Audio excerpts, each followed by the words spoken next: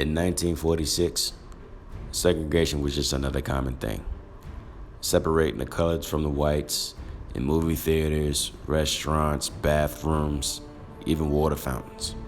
And with the civil rights movement not being for another 8 years, it looked really dim for anyone of color to make the break or get a break into any professional sport.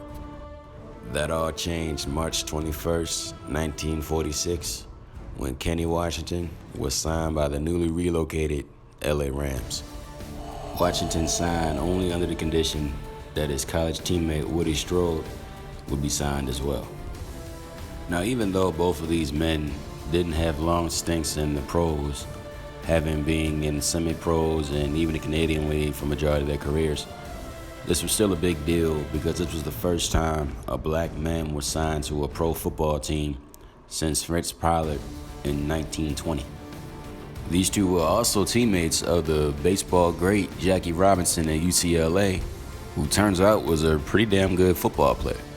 And even though Robinson would do the same thing for Major League Baseball in 1947, Washington and Strode did something from 1946 for two men that took the ball and ran through the wall in their respective careers, Bill Willis and Marion Motley. And just like Washington and Strode, these two men in 1946 will end up on the same team as well, the Cleveland Browns, with Bill Willis coming out of Ohio State as a defensive tackle and Marion Motley coming from Nevada as a halfback/linebacker. They'd be coached by one of the greats, Paul Brown, who had connections to both players earlier on, with Willis playing under Coach Brown when he was the head coach at Ohio State, and with Motley playing under him when both served in the Navy and Paul Brown was the head coach of the football team.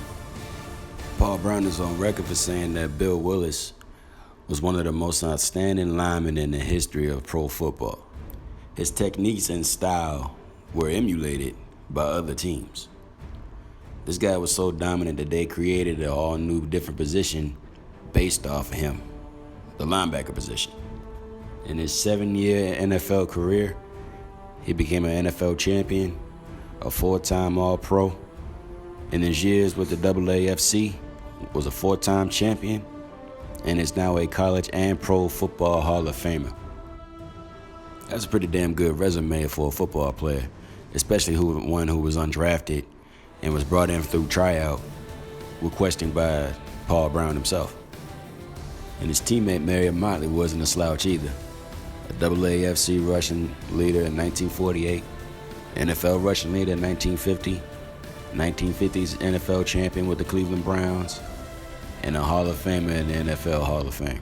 When asked about the racial barrier him and Willis had to endure, Motley simply said, "They found out that while they were calling us niggas and alligator bait, I was running for touchdowns and Willis was knocking the shit out of them. So they stopped calling us names and started trying to catch up to us." Motley can honestly be considered as being one of the first power backs in the NFL. A big guy who was fast and could knock everybody off of him and hit his head on that goal post in the end zone. It's easy to get lost in the players we have today, but it's important for us to never forget the men who laid the trail in the first place.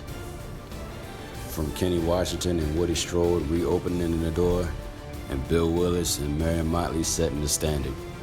It's without a shadow of a doubt that these men are responsible for helping mold the NFL the way it is today.